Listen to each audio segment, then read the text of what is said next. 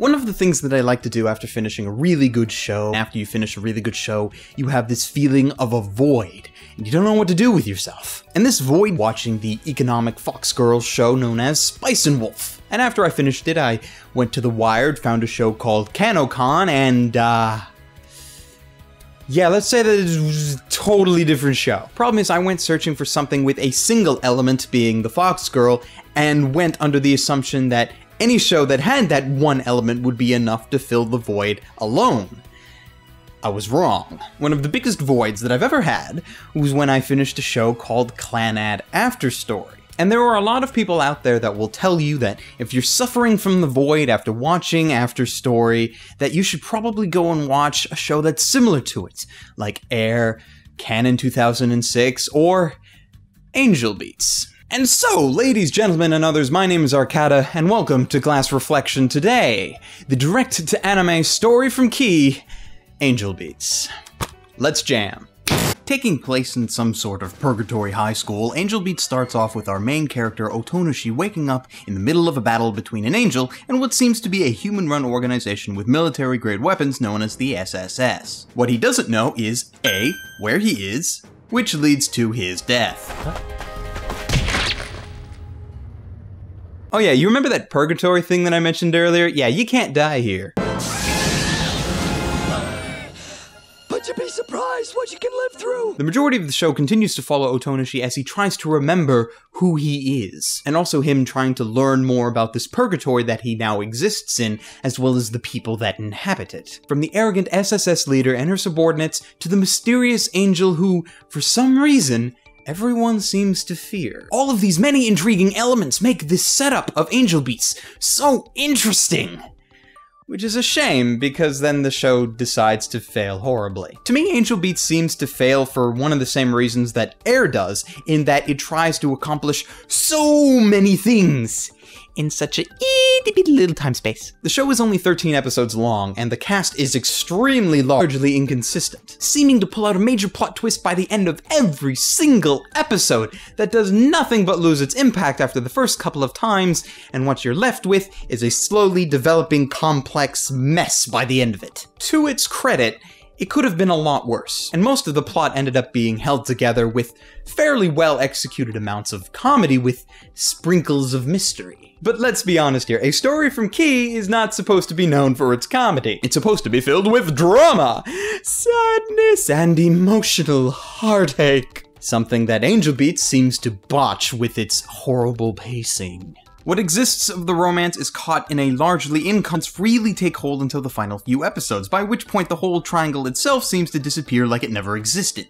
Look back on it and wonder why the hell they did so.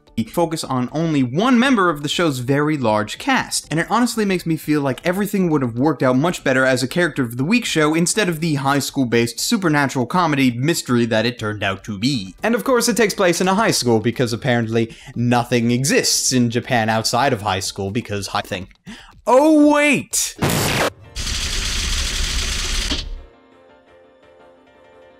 I hesitate to talk about the main characters of this show, mainly because I have this sneaking suspicion that they're actually supposed to belong to other shows. Otonashi himself is as bland as they come, reminding me of Another's Koichi, Fate Stay Night's Emiya, and to a smaller extent, SAO's Kirito. He doesn't seem to have many character traits of his own, and acts more like he's just along for the ride, with his actions dictated by some sort of lead character code of conduct, rather than actual motivation on his part. And lacking any sarcastic wit, the SSS is almost exactly like a reincarnation of Haruhi Suzumiya, with a few small changes, including the ability to rally fellow students without seeming like she's an insane madwoman, despite actually being an insane madwoman, and also the lack of any reality manipulation because she is not a god. Though to her credit, she's more rounded than Otonashi is, with actual character motivations behind her overall mindset. Finally, there is Angel, who, until we actually get a look at her backstory properly by the end of the series, is more or less your stereo, but the reliance on her pre-existing character archetype cannot be understated and ultimately hampers her development overall, unlike, say, another Haruhi character that I love.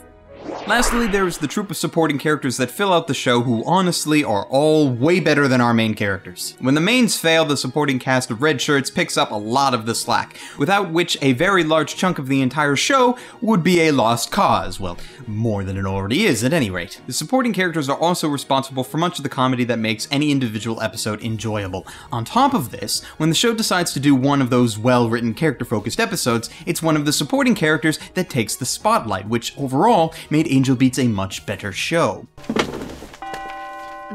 What's wrong with you? Ma'am, you see, I look so scrawny when fully dressed. What do you think? I can see that. Now sit down. Yes, ma'am.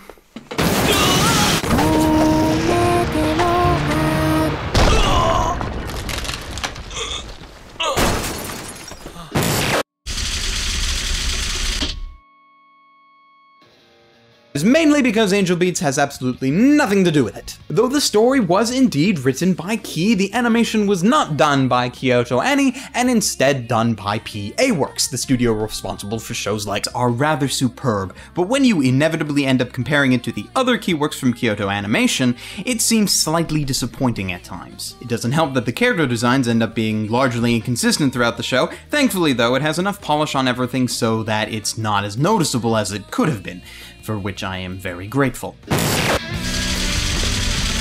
Tradition of having a soundtrack that was mostly composed by Jun Mueda, though the largely inconsistent story in that area. Instead, just having the usual repertoire of background pieces without having anything that really stands out. The opening, however, ended up becoming one of the best parts of the show, with both high-quality animation and Leah's lovely musical track, making me sorely regret that I never got around to watching the opening before I made my top 50 openings list, as this definitely would have been on there somewhere, even if I'm not entirely sure of where. And finally, the dub is...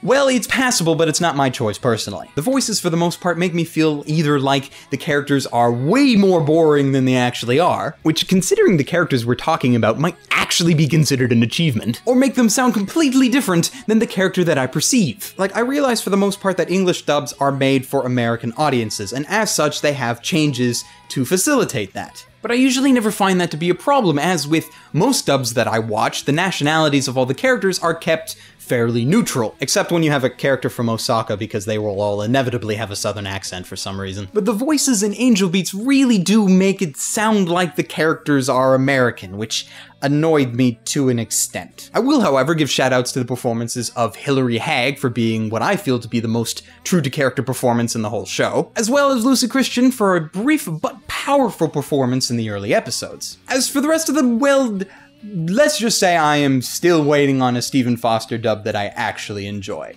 Except for Ghost Stories, because the Ghost Stories dub is whack!